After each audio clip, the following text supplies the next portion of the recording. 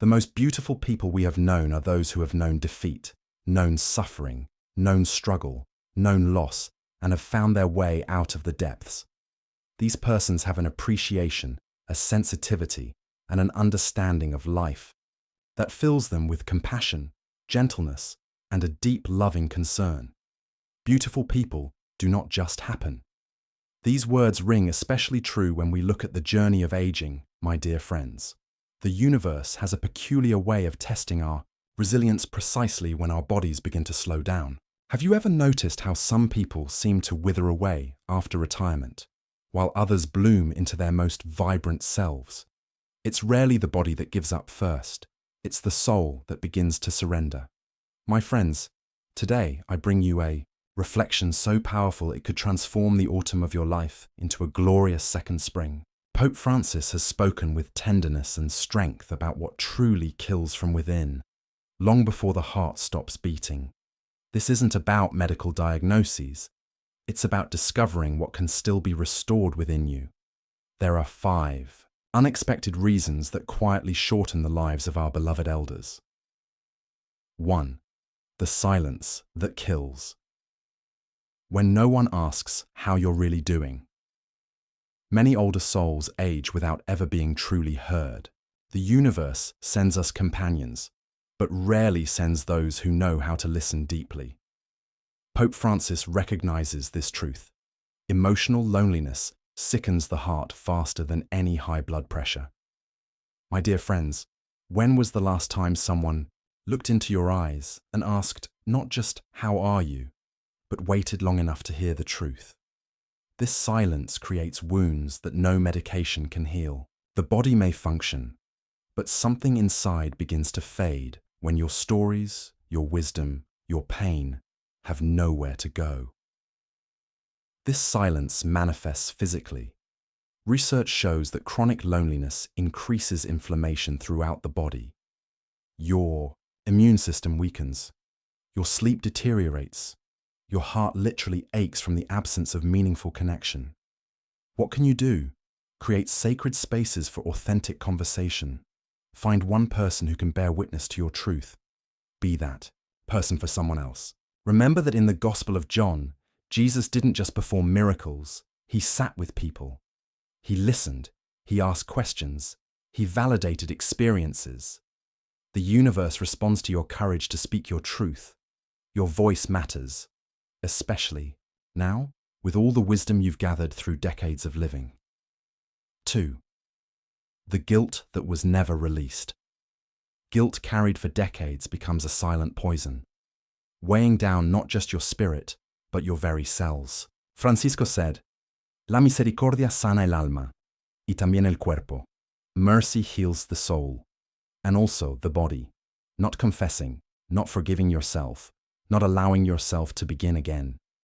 This shortens the soul's lifespan. My friends, we come in agreement today that the universe never intended you to carry these burdens into your golden years. The shame of past mistakes, the regret over paths not taken, the harsh self-judgment that whispers, "You should have done better." In Psalm 103:12, we read, "As far as the east is from the west, so far has he removed our transgressions from us." Yet how many of us still carry what God has already discarded? I know a woman named Margaret, 78 years young, who carried the guilt of an estranged relationship with her daughter for over 2 decades. Every birthday, every Christmas, amplified her sense of failure. Her blood pressure rose, her joy diminished, her will to live eroded, until one day she found the courage to write a letter asking for forgiveness. Whether her daughter responded became secondary to Margaret's act of releasing the poison. Within months, her doctor was amazed at her improved vitals. "Whatever you're doing," he said, "keep doing it. The universe awaits your courage to forgive, especially yourself." This act of mercy toward yourself might be the most powerful medicine you'll ever take. Brothers and sisters, may the peace of God be with you. If you're enjoying this video, type 1 in the comments. If not, type 0. Your opinion is sacred to me, as it helps me continue this mission of spreading light, faith, and hope. 3. The routine that kills the spirit, doing everything the same, way, without purpose, without joy. This too is a form of dying slowly. Pope Francis speaks of the danger of a life where the body survives, but the spirit slumbers. The universe thrives on novelty and growth, my dear friends. Yet how easily we fall into deadening routines after retirement. The same chair, the same television programs, the same conversations. The brain, that magnificent instrument, begins to atrophy without new challenges. Think about it. Children learn and grow at astonishing rates because everything is new to them. Their brains form millions of connections. Their eyes shine with wonder. The universe didn't design this capacity. For wonder to expire at 60, when was the last time you tried something that made you nervous? When did you last feel the exhilaration of being a beginner? The sacred texts remind us in Isaiah 43:19, "Behold, I am doing a new thing. Now it springs forth. Do you not perceive it?" What small change might you introduce tomorrow?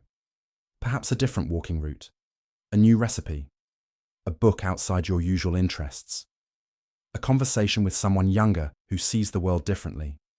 These seemingly minor shifts can reawaken neural pathways and, more importantly, rekindle the divine spark of curiosity that makes life worth living. 4. The losses.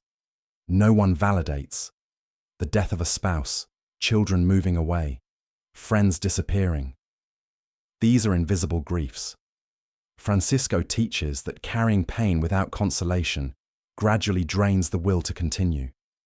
My friends, the universe witnesses every tear you shed, even those cried silently into your pillow at night. Society rushes us through grief. It's been 6 months, they say. Shouldn't you be over it by now? As if love could be measured in calendar pages. The truth? Unacknowledged grief becomes cellular memory. It manifests as chronic pain, digestive issues, weakened immunity. Your body remembers what others forget. In 2 Corinthians 1:3-4, we read of the God of all comfort, who comforts us in all our troubles, so that we can comfort those in any trouble with the comfort we ourselves receive from God. Comfort is a divine attribute, yet how rarely we create spaces for elders to name their losses, to speak of those who no longer sit at their tables. I knew a man named Joseph, 82, who lost his wife of 60 years. His children urged him to stay positive and keep busy. His grief went underground, emerging as heart palpitations and dizziness. No medication helped until a wise pastor simply sat with him, looking at old photographs, allowing Joseph to speak his beloved's name, to weep without shame. I felt human again, Joseph later said, and strangely, I felt stronger. If you're carrying such grief, know this: the universe honors your love that continues beyond physical presence. Your tears water sacred ground. And naming your loss, speaking it aloud, is not weakness, but a profound act of courage and self-care. 5. The feeling that your time is over. When the world begins treating you as someone who once was, the soul starts to believe it. The Pope repeats, "Todavía eres necesaria." You are still necessary. This phrase can rekindle the breath of a soul that thought it was too late. My dear friends, the universe operates in cycles, not linear endings. In nature, autumn precedes, not just winter, but another spring. Your wisdom, your perspective, your presence matters now more than ever in a world drowning in information, but starving for true knowledge. Consider Moses, who began his greatest work at 80. Consider Anna in the temple, of advanced age, who recognized the Christ child when others passed by. The biblical narrative is filled with elders who carried crucial roles in redemption stories. Society may worship youth, but the universe treasures the seasoned soul. Your time isn't over. It's evolving into something perhaps more subtle, but infinitely more profound. What unique gift might you still offer? What wisdom have you gathered that the younger generation desperately needs? What presence can you bring to spaces increasingly dominated by distraction and superficiality? The Japanese practice of kintsugi repairs broken pottery with gold, creating something more beautiful than the original. Perhaps these years are your kintsugi phase, where the breaks and losses are transformed into gold, if only you'll believe your story is still unfolding. 6. The inner voice that repeats, "No one needs me anymore." It isn't age that kills, it's the lack of belonging. Francisco says that when faith reminds you who you are, the body begins to want to live again. My friends, we come in agreement that the universe created you for connection, for meaning, for purpose. These needs don't expire with retirement or empty nests. Yet how insidious is that whisper? You've become irrelevant. You're merely taking up space now. The Hebrew scripture reminds us in Jeremiah 29:11, "For I know the plans I have for you, declares the Lord, plans to prosper you and not to harm you, plans to give you hope and a future." Notice, no expiration date is mentioned. This feeling of obsolescence affects your physical health in measurable ways.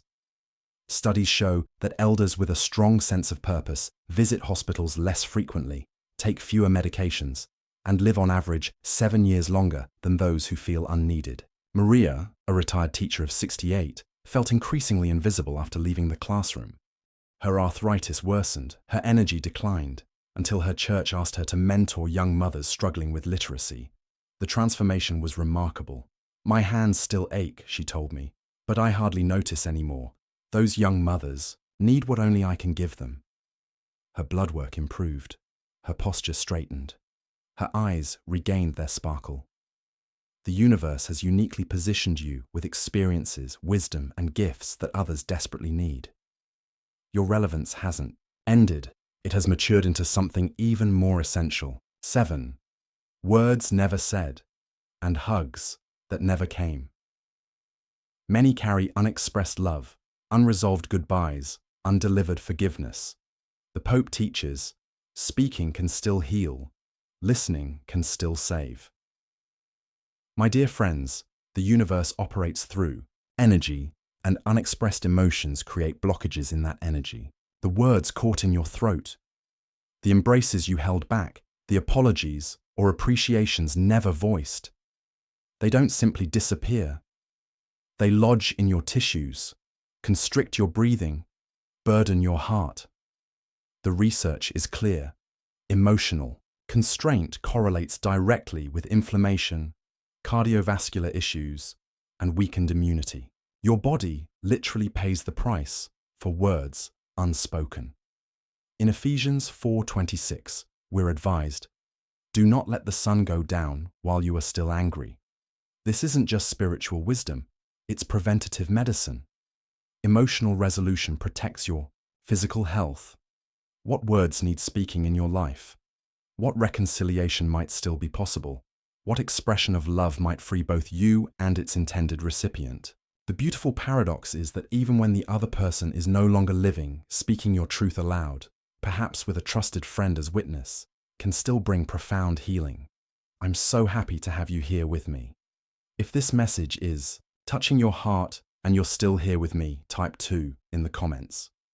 That way, I'll know you're walking this path of faith, seeking growth, reflection, and wisdom, as Pope Francis taught us.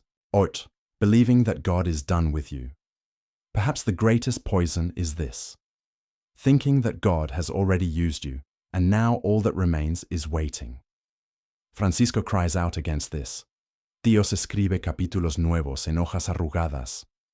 God writes new chapters on wrinkled pages. You are still part of the plan. My friends, the universe operates on divine timing that often contradicts our cultural expectations. Society tells us our productive years end with retirement. The sacred story tells us otherwise. Abraham and Sarah began their greatest adventure in extreme old age. Elizabeth conceived John the Baptist when she was well along in years. John received the revelation on Patmos as an elderly man.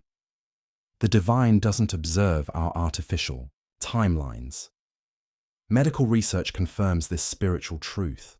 Those who believe their life continues to have divine purpose show remarkable resilience against age-related decline.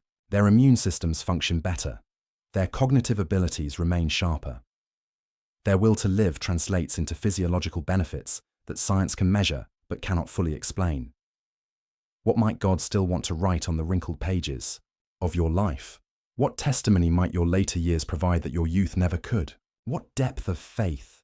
What quality of presence? What wisdom born of suffering might you now offer that was impossible before? The universe hasn't finished its work in you. Your most powerful witness may lie just ahead, precisely because of, not despite, the age you've attained and the paths you've walked. And 9. Letting go of the desire to live.